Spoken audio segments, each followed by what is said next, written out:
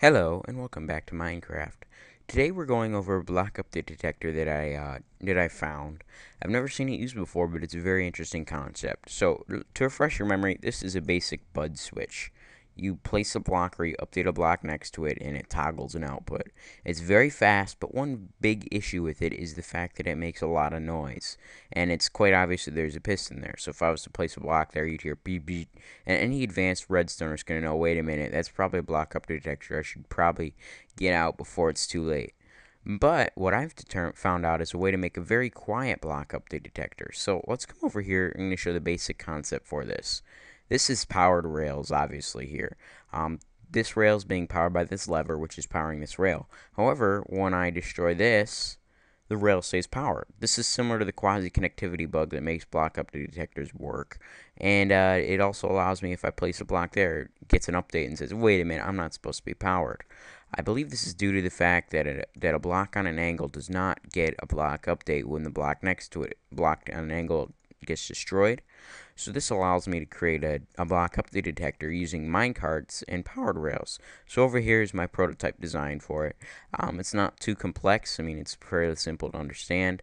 We got a piston up here that's pushing the critical piece back into place after it resets and triggers our block update.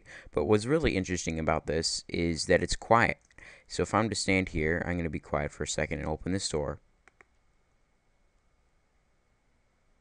You really can't hear that piston moving.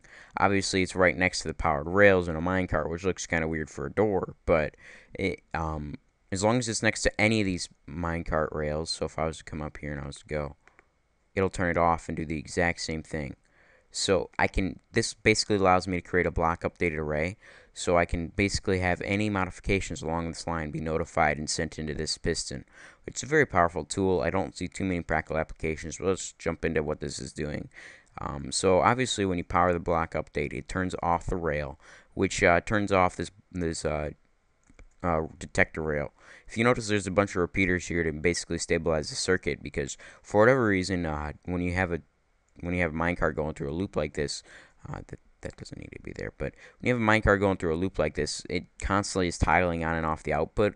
So basically, there's an 8-tick delay before the output can actually go on. Actually, it's probably 9 ticks because of the torch there, but so there's 9 ticks of delay, which is just about a second after you pull the thing before the output can turn on and toggle the block update detector.